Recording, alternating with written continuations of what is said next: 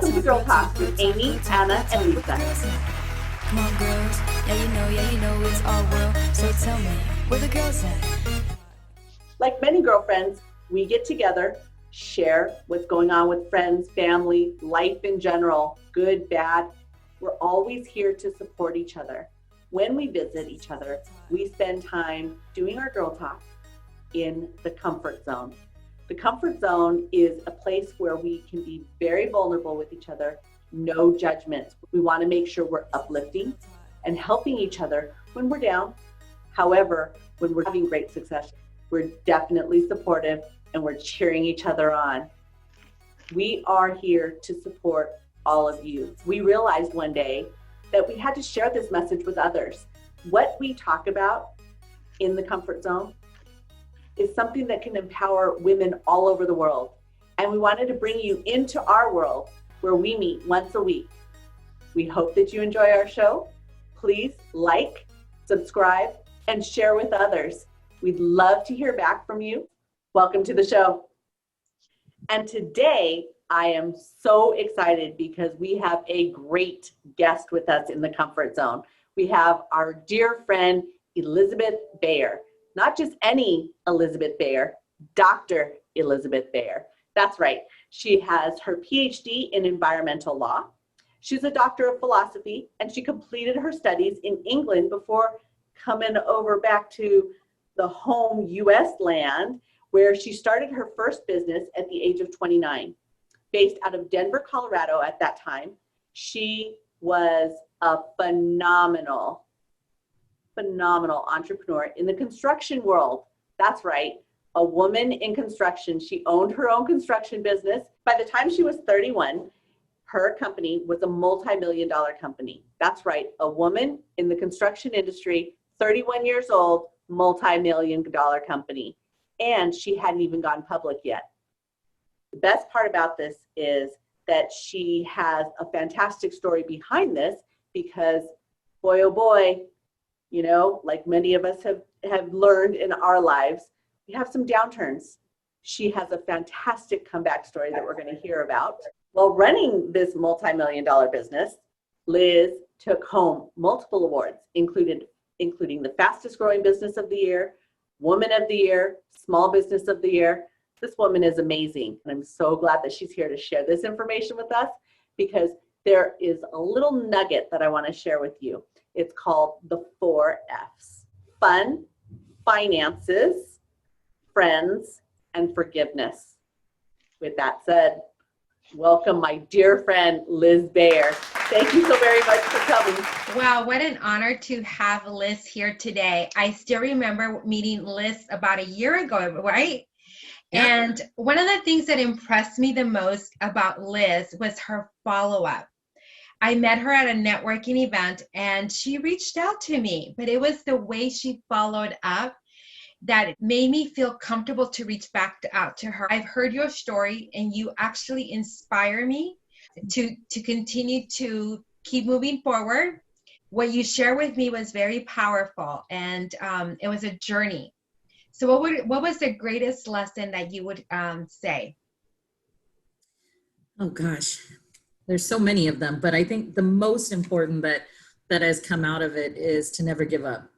When you want something in this life, you have to fight for it with everything you've got. And it's not easy. If it was easy, right, everybody would do it. That's what they say.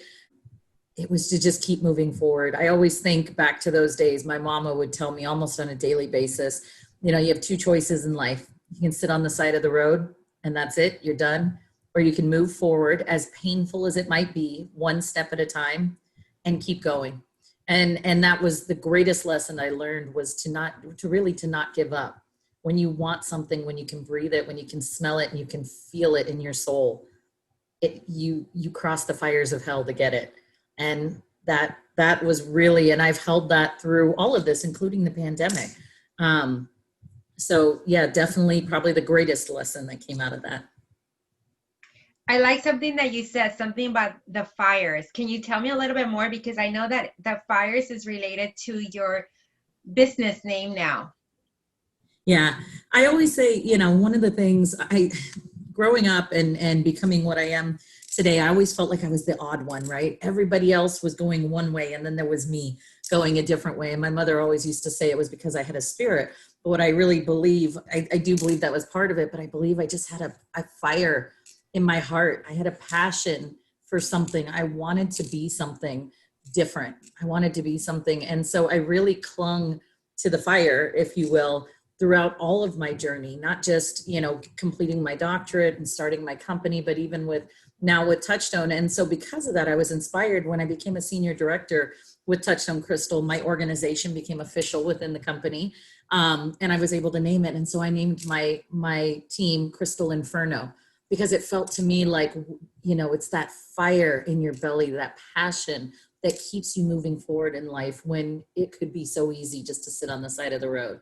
And so I always tell my girls, we are a fiery bunch, and embrace that passion, embrace that fire, and just let it burn brightly so everyone can see it.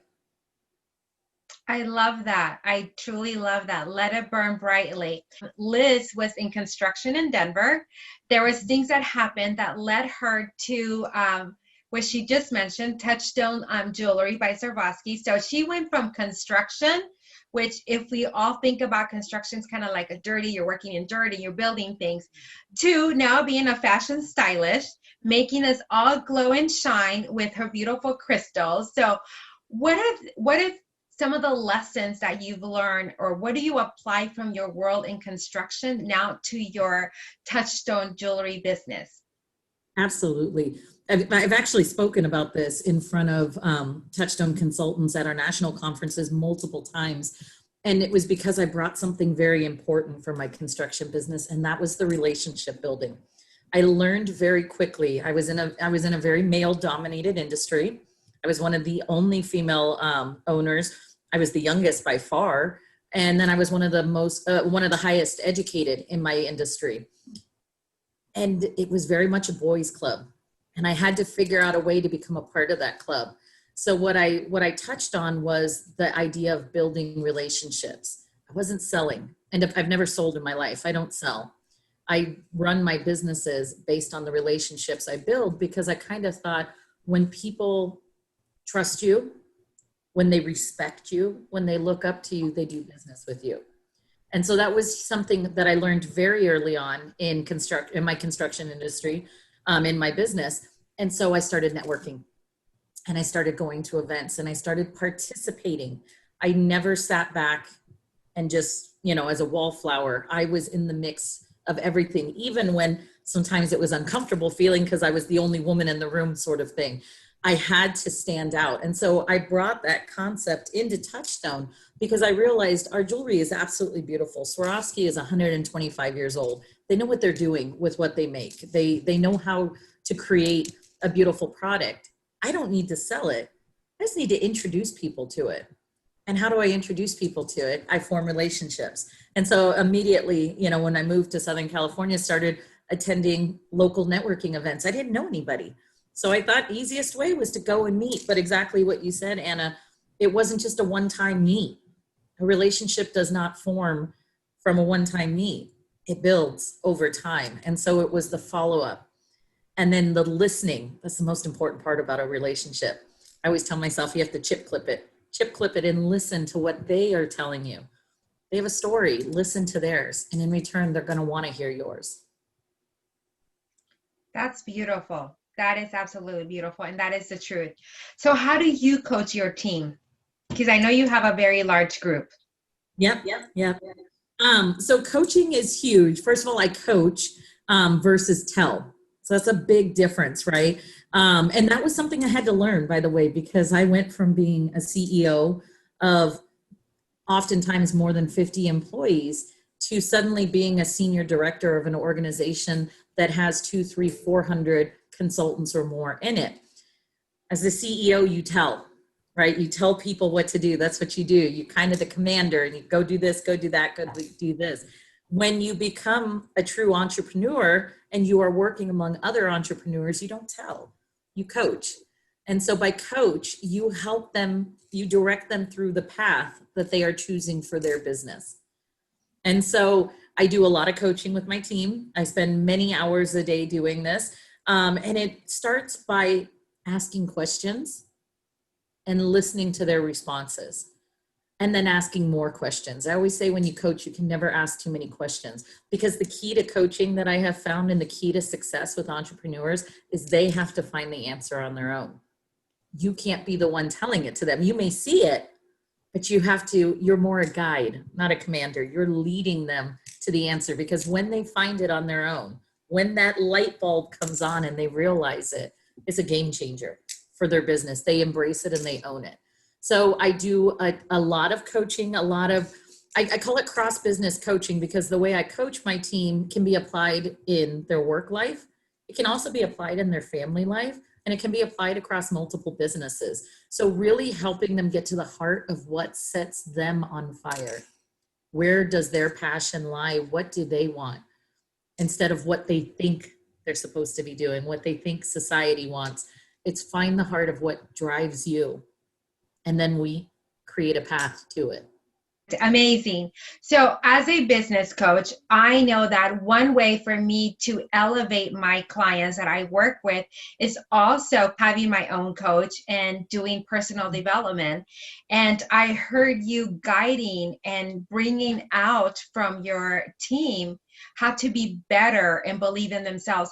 What are some of the habits or some of the things that you do to elevate yourself and to continue to be that strong support for your team? Yep.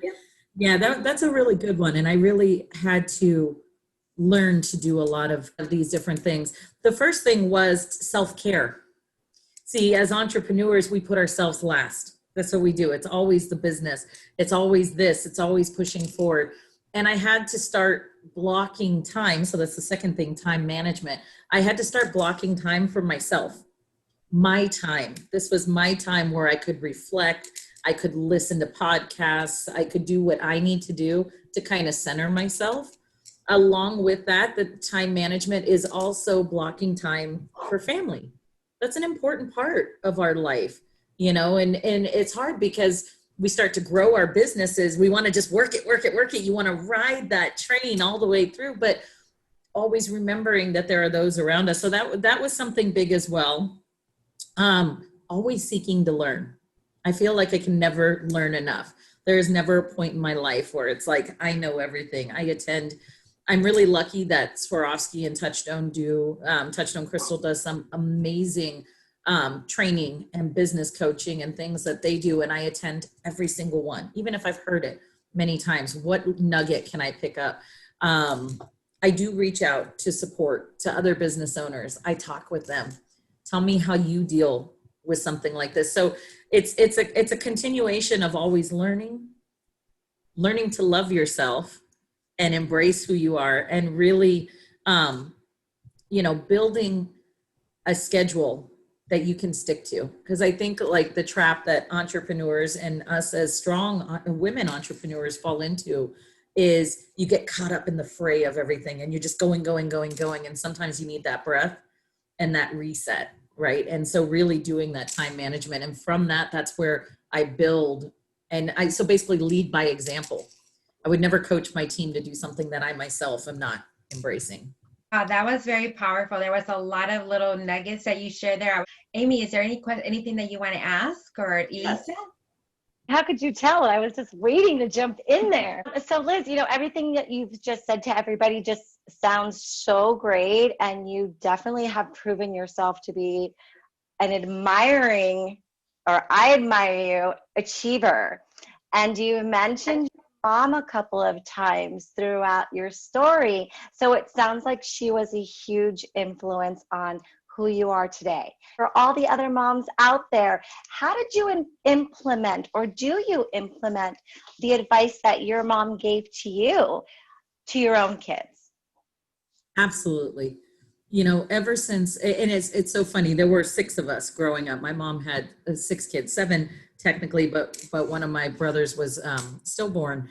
But there were 6 of us and 4 of us women. So my mom kind of had her hands full with a very strong woman based household. And so my mom was very adamant about teaching us to stand on our own feet.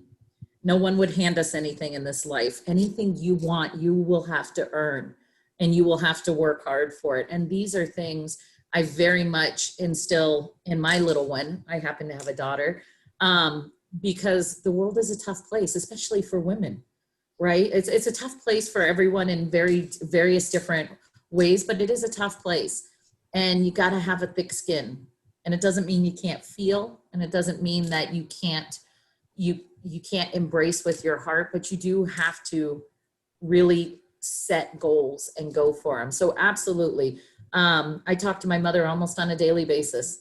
She is one of the number one people that I will come to with problems that I'm facing or things that are overwhelming. And Mama, how do you deal with this? And it's so funny because I get the advice, but the underlying advice, the tone of it is always the same.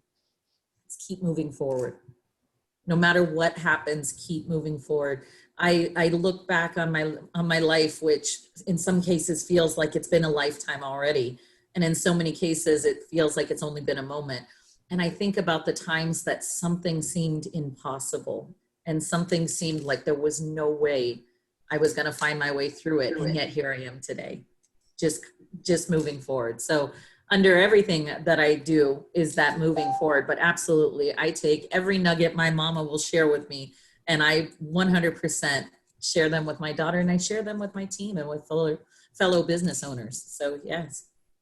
I love that. Well, I like to think of it this way, as us strong women are currently paving the way for those that are behind us and that will come forward to where we are today. I have a teenage daughter, so everything is the end of the world, and nothing is going to happen the way that she wants it to. If something doesn't happen the way she wants it to, then it's just horrible for her. So that's something that I tell my daughter too. You just keep going. It's okay. Put it behind you. Let's move forward now. That's really important advice. So I'm going to jump on Lisa's bandwagon and talk a little more about family. You get to juggle this fantastic business that you're running, blinging us all out, and then you get to take care of Izzy. Mm-hmm. How do you create that work-life harmony? First thing, and I talk with teammates about this all the time, it is a daily struggle. It is not oh my God, I'm going to do this and it'll work that way every single time. My little one is 4. Isabel is 4. That is a magical age. It is an age of exploration and being independent and trying different things. It's also an age of more energy than I could ever imagine, right? All rolled into one. It's a day by day. So the first thing was we do a family day. So once a week, Mondays happen to be our family day. That is our time. I try not to pick up my phone. I try not to work my business. I say try. Oh my God, you have no idea how tough it is. I had to work this family day in because I realized I was missing out on spending some of that time, not only with Isabel, but with Scott, right? So Mondays became, because Scott, the way his schedule works for work, he's off on Mondays. And Mondays tended to be a day that were kind of a less busy day for me. So that worked out really well. But that's the first thing. Take the time for your family, right? And so our Mondays right now are spent going to the beach, and we go to our favorite Mexican restaurant that we found just by accident out in Huntington. And now it's a Monday ritual, and they all know us at the restaurant when we come, and it feels good. It's like home, right? So that's huge. It's a fun part. And I actually look forward to Mondays, which is huge. The second thing is, and this is that F word that you talked about, the forgiveness. Ladies, gentlemen out there, things are going to happen in this life, right? There might be days where I just don't feel like I was as good as I could have been. I wasn't on. I should have done this with Izzy. I should have done that. You got to let it go. We're all moms. We're all, taking care of families. We're all in an unprecedented time, and it's okay. It's a daily struggle that we do, and you just try to make sure. I do parties almost every night and trainings and things. I try to work them so they're in small batches so then I can be with Izzy. I'll have her in my office. Sometimes, it's not perfect. It's not, I'll have my little one in the back and she's playing with all the jewelry, and that's okay. I'm a mom. That's who I am. So it's just little, every day making a conscious effort to be present, to be there, setting aside some time, and then just remembering that if something doesn't go the way you want it to, it's okay. It's okay. Forgive yourself. We are human, and just keep going. Just keep moving forward. That's awesome. That's awesome. Liz, thank you so very much for joining us today. And in the spirit of being in the comfort zone, one of the things that Lisa, Anna, and I talk about is when we are together in the comfort zone, we're vulnerable. We share, we're no filters, that's Lisa's favorite, no filters, no judgment. We want to support as well as we want to encourage, strongly encourage sometimes. However, we're always there to make sure that when somebody's down and licking their wounds, that we're right there, lifting them up. The listeners need to know your story. Although I could listen to this story for hours and hours, because of time, how can you give me your story in, let's say, 60 seconds flat? Because this comeback story is amazing. Started a business when I was 29. By the time I was 31, it was a multi-million-dollar business. I owned it for about 9 years. I was expanding to take it national and go global. And I had a lender that basically got into financial trouble, and their financial trouble basically brought the end to my business. It destroyed it. It was at such a crucial time. We lost everything. I'll never forget those times, to go from making high six figures to being on welfare. It was dark. Scott lost his business. It was a dark time. I call it the dark time. But sometimes they say, right, it's darkest before the dawn. I had a friend who sold Touchstone. I needed enough money to cover the rent. That was why I started. One party, I told her, I need to make the rent money. And along the way, I found those F words that we talked about. I found friends. I found fun. I found forgiveness. I found financial path. And from that, have bounced back and built it. I mean, I'll never forget, we were on welfare in August of 2017, and we were off by November of 2017, thanks to Touchstone. And the best part of this whole story was when the pandemic hit back in March, I didn't panic. I'd been here before. I had been in a place where my world got turned upside down and nothing made sense. And so I was able to be Mama Bear and bring my team and hug them and hold them and guide them to the light in a way that I never would have been able to. I've been able to take care of my mother while she's battling cancer. It has been amazing. So that's my story in a nutshell. And the underlying, thought behind it is, no matter how over something may seem, it's not over. It's not over. It's just a new beginning. Talk about putting the bootstraps on, and literally from the very bottom, all while there were some health issues in the family at the same time. Some of the darkest days in your history. Years later, now we have a pandemic. Mm-hmm. And once again, in the swoop of less than 48 hours, 72 hours, you lost every booking. Yeah. The day they announced it. Everything. At the same time, I hope that this is okay for us to share, because we are in the comfort zone. Mom's dealing with her situation again. Mm-hmm. And what did you do? Goodness. Well, I won't lie. When the pandemic hit, it was hard. It hurt in here. I'd been there before. In 72 hours, everything was gone again. But I looked around and I thought, oh, hell no. I am not just going to roll over and die. So I cried a lot. I let it out and I moved forward. When it came to light that my mother's cancer has resurfaced, that it's traveled to her lungs now, sat down with Scott, because I'm the only one out of my siblings that can take care of my mom and my dad, who has severe type 2 diabetes and cannot walk, and my brother, who's handicapped. And we invited them into our home and invited my mother that we will be there with her every step of the way while she undergoes lung surgery. There's many moments of tears. There's many moments of, what next? How? Why? I could sit and ask these questions all day and drive myself nuts with them and try to get to the heart of them. why is the world the way it is? Why is 2020 going the way, what's happening? Or I could just choose to focus on bettering myself and making a life for my family. That is one that we look back on and treasure. I used to think vulnerability was a sign of weakness. That was what that construction industry taught me. Darn those males. What I learned and what I have learned is that being vulnerable and being open is what makes us real. It's what makes us relatable. It's what builds that relationship even further. That's why when you marry somebody, when you decide to pledge your life to somebody, it's for, for in good times and in bad, till death do us part.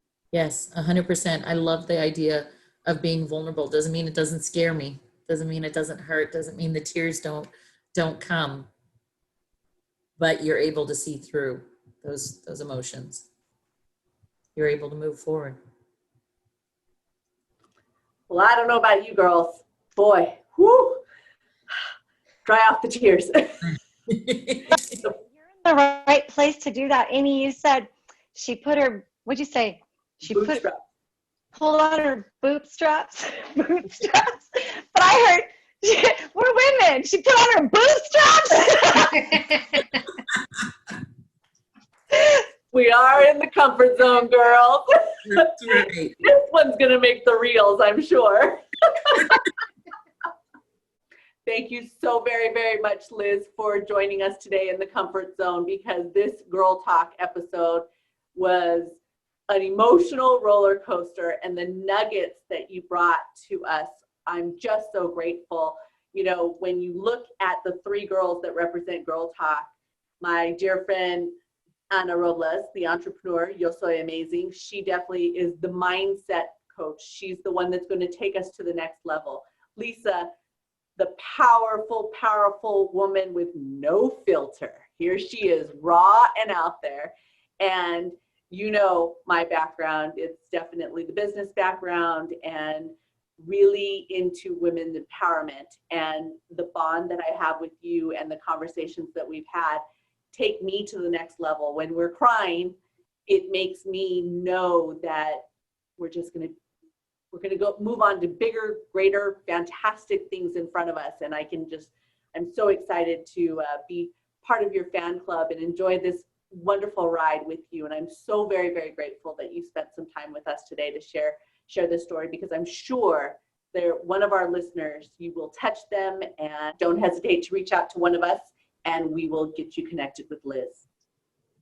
Thank you so much for coming. It was great seeing you, Liz. Great and cheers. Good to have you. Oh, thank you, ladies, so much. This was awesome. I love you three. You're such rock stars. I bow down. Bye, my friend. All right. Bye. Bye. Miss Anna, as the mindset guru of the bunch, keeping us centered, do you have any words of inspiration for us today? So I want to share something with you, and it goes perfectly today. Good friends are like stars. You don't always see them, but you know that they're always there. Fantastic. Absolutely fantastic. Okay. I thought it would be perfect today, since we had our wonderful guest talking about shiny, beautiful objects, jewelry, to make us look more beautiful. Absolutely. And Lord knows she's a fiery pistol herself. Thank you so much, Anna. Lisa girl, what about you? I know you've got something to share with us this week. So you're never going to hear me talk about my political views or opinions out there. I will never say anything about anyone or anything that rhymes with Pahrump or Poseidon. Make sure you get out there and vote, either by mail or in person, so that you can be a part of the debate. Girl? Yes, girls, go out there and vote. Let's go make a difference. Girl power, go vote. We got to make a difference. Well, there you have it. Another episode of Girl Talk, all wrapped up. We have some power, we have some vulnerability, and we definitely have some mindset shifts. Join us next week for another great episode where I sit with my girls, having some girl talk in the comfort zone.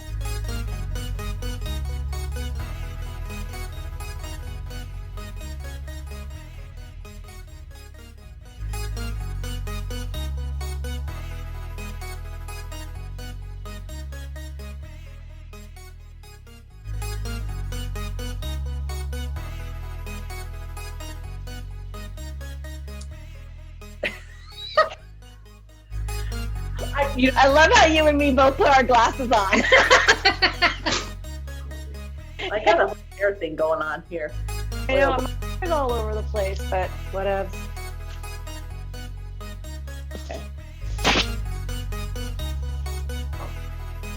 I feel short. Well, I feel shorter than I already am. You look very tall there for me. Come on, this is all about the girls. We done Love it. did it.